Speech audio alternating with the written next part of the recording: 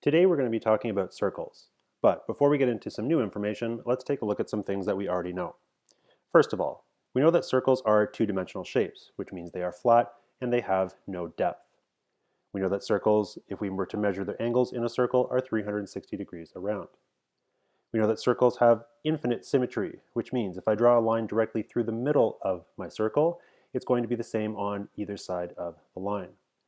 And lastly, we know that circles have no vertices. They only have one face. They are what are considered a closed shape, and generally they're considered to have no edges. Now, there is an asterisk beside the no edges because some of you will want to debate the fact that they have one edge or no edges. That's not for us to figure out right now. You can have that argument later on if you like. Now, what we do need to keep track of is a couple key parts or measurements of our circle. First of all, when I'm talking about radius, what I'm talking about is from the origin to the edge. Now the origin is my middle point, so if I was to trace a line or draw a line from the middle point to any part of the outside of my circle, that is going to be my radius. Secondly, diameter. This is my measurement from edge to edge, but the one thing I have to remember is that I have to go through the middle or through the origin. So if I start at one edge and go all the way through the origin to the opposite edge, that is going to be my diameter. So diameter and radius. Lastly, I have circumference. And circumference is the distance around my circle. I can also think of this as the perimeter.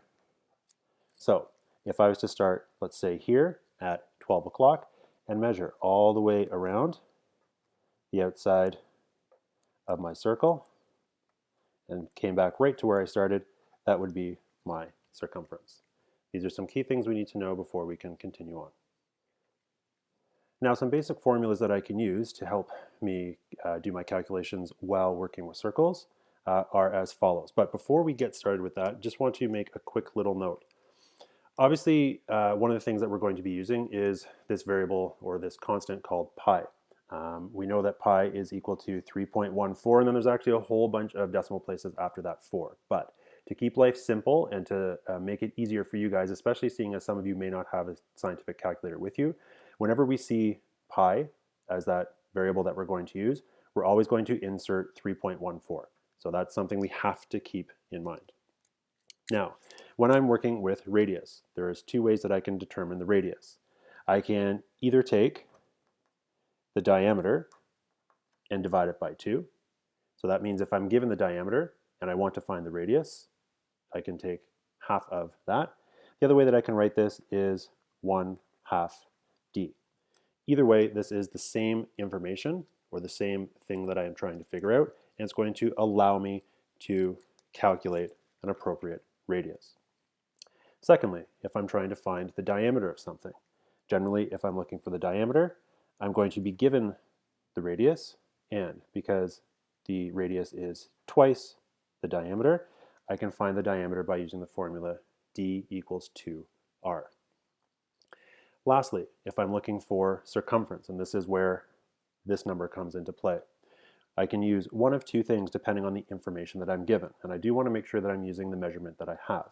So I can either find this as circumference equals pi d. So if I'm given the diameter, I want to make sure that I'm using this formula, or I can use circumference equals 2 pi r. So if I'm given the radius, I want to make sure that I'm using this formula. This is just going to help eliminate some issues perhaps depending on how many decimal places I have. Now, when I'm talking about decimal places, we do have to remember a couple key rounding rules. And this has basically to do with how we can actually physically round numbers to measurements that human beings can actually understand and actually measure. So if I'm working in millimeters, I need to make sure that I'm rounding to a whole number. If I'm working in centimeters, I need to make sure that I'm rounding to 1 decimal place, because that 1 decimal place is going to give me a measurement down to millimeters. If I'm working in meters, I need to go to 3 decimal places, because my first decimal place is going to be tens of centimeters, second decimal place is going to be single centimeters, and third decimal place is going to be millimeters. So again, meters go to 3 decimal places. And if I'm working with kilometers, and we will deal with this a little tiny bit, I'm going to 6 decimal places. Okay, just as a brief example, what we have here are 2 circles. Here, what we have is a circle that has a radius of 4 centimeters. And remember, radius is from the origin or center of our circle all the way to the outside. Here, in our second circle, what we have is a diameter of 4 centimeters. So if we go from edge to edge and we pass right through that middle point, what we have is our diameter. Now, the purpose of just doing this really quickly is if we were asked to determine the radius of this smaller circle, that's where we could use our formula from the other side. So we can write this as radius equals diameter divided by 2. We know that our diameter in this particular case is 4, so we're going to divide that by 2. So in this particular case, or with this particular circle, our radius is going to be 2 centimeters. Really quick, really straightforward, something probably you already knew, but it is good to take a second look at that. Now, moving down the page slightly, all right? We know that radius, all right, is origin to edge. We know that diameter is edge to edge through origin, and that's the key part there.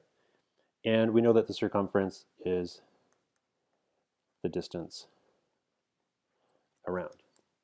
But where we need to maybe start to think a little bit more critically and be able to work a little bit more specifically is that we're not always going to be working from left to right. We know that certain things are going to be given to us where we have to find maybe something else that's missing. So if we're looking for circumference, we know that one way that we can figure this out is pi d. And we remember that pi is equal to 3.14. So if, however, let's say we were given or we're looking for the diameter, so let's say that we are given circumference and we're looking for diameter, what we need to do is make sure that we isolate that diameter all by itself. So if we have c equals pi d, and we want to get the diameter all by itself, because that's what we actually want to look for, what we need to do is think back to some algebra skills that you already know. We need to take out or get rid of, or divide out, that pi. And if we're doing that on the right-hand side, we also need to do that on the left-hand side. So we can say that if we were looking for the diameter and we were given the circumference, we can think of circumference divided by pi is equal to our diameter. And this is something that we can use again to work a little bit backwards. So in this particular case, all right, what we were given is we have c, or we have the circumference, but we need to find the diameter. So that's what we're going to go looking for, and this is how we can rearrange our formula slightly. Okay, now for a quick example. So in example 2, we're asked, or we're told, that the face of a toonie has a radius of 1.4 centimeters. We want to know, first, what is the diameter, and secondly, what is the circumference of that toonie. So it's important for us to identify that we have the radius, and that's 1.4 centimeters. So we can jot that down. Radius equals 1.4 centimeters. Now, because we are looking for the diameter, what we have to use is a formula for diameter. That's what we're looking for. That has that variable in it. And we know that that is going to be diameter equals 2r. We have our radius. We can just do a little bit of replacing. So I'm going to replace that r with a 1.4. And we're going to find that our toonie actually has, when we do some multiplying, a diameter of 2.8 centimeters. Now, when we go to find the circumference, there is actually two ways that we can do this. We can use circumference equals pi d because we have determined, or we think we've determined, the appropriate or correct answer there. But what I'm going to suggest is to go back to the original measurement that you were given, because you know that that is 100% true, and you're going to use that as the variable in your formula. So thankfully, we have a formula where we can find circumference and we use the radius, and that formula again is 2 pi r. So 2, we can leave that pi because we know that we're going to just replace that with 3.14, and we're going to replace the radius with 1.4. Now, when we do a whole bunch of calculating, all right, we're going to get 8.792, and I believe that keeps on going a little tiny bit. But because we're measuring this in centimeters, this is where we have to go back to our rounding rules, and we have to make sure that we round to 1 decimal place. So we're going to say that our circumference is approximately 8.8 centimeters. And that is our final answer for the circumference of our toonie. Take a moment and try example 3 on your own. All right, so you've had a couple minutes to try to calculate the diameter and the radius of a pond that has a circumference of 12 meters. And again, it's important that we identify that what we're given is circumference 12 meters, and I've just written that here. Now, first thing I want to do is determine the diameter of the pond. So going back to one of our previous examples, we know that we can rearrange our formula slightly so that we're looking for the diameter and we're using the circumference, which we have been given, and we're going to divide that by pi. So all I have to do is a little bit of replacing and insert that 12 meters here, and I'm going to get 3.8216, and actually the decimal places do go on once I divide that 12 by 3.14. Remember, I'm using 3.14 as that number. So what I want to make sure that I do to finalize my diameter is make sure that I round to 3 decimal places because I'm working with meters. So my final answer is going to be approximately 3.822 meters. Now, once I have that calculation completed, that's what I actually want to take and move over and use to help me find the radius. Remember, radius can be found by taking the diameter and dividing by 2. So that 3.822 divided by 2, which is going to give me a radius of 1.911 meters. Now, for your homework, you're going to find the attached file or an associated file with workbook questions in them.